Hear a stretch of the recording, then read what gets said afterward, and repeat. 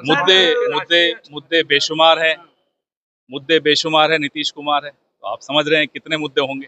लेकिन अभी बहुत ज्वलंत मुद्दे चल रहे हैं, चुनाव आयोग को लेकर भी हैं, बहुत सारे मुद्दे हैं, आज उस पर आपसे चर्चा होगी। चुनाव आयोग के राष्ट्रीय अध्यक्ष मल्लिकार्जुन खड़गे ने जो बयान दिया बिहार को लेकर, मैं उनके बगल में बैठा था, उन्होंने बिहार को लेकर एक भी ऐसी टिप्पणी नहीं की। उन्होंने कहा छोटे मोटे राष्ट्र और फिर बिहार पर आए, तो ये गलत बयानी भारतीय जनता पार्टी की पुरानी बीमारी है। ये उस बीमारी का इलाज बहुत जल्दी होगा। इटावा में जो इस तरह से घटना हुई है, इटावा की घटना कोई अलग घटना नहीं है, ऐसे अनेक घटनाएं लगातार होती चली जा रही हैं।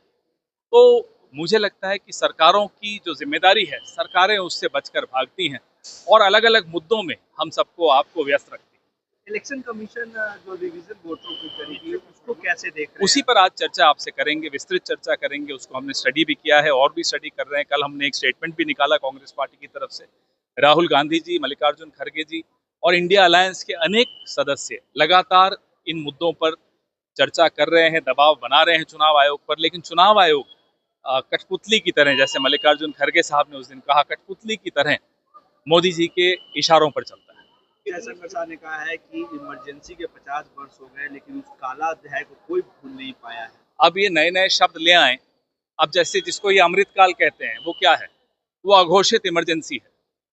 जिस नेता ने, जिस पार्टी की सरकार ने इमरजेंसी लगाई थी, संविधान के माध्यम से इमरजेंसी लगाई थी, संविधान के माध्यम से इमरजेंसी हटाई और फिर उस इमरजेंसी के लिए माफी मांगी, जनता ने माफ किया और 353 सीटें लेकर वही पार्टी, वही नेता फिर से आई।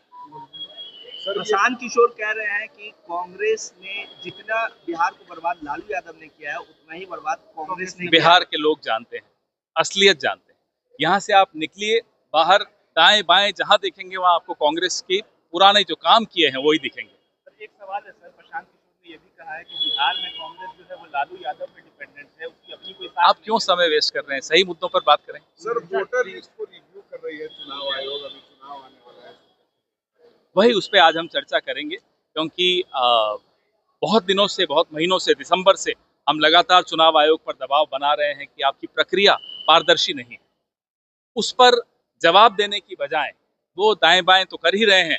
अब जो वो नया षड्यंत्र रच रहे हैं, उससे लाखों करोड़ों लोग पूरे देश में और बिहार में भी काफी लोग वंचित रह जाएंगे अपने मताधिकार से। ममता बनर्जी ने इस पे भी कहा है कि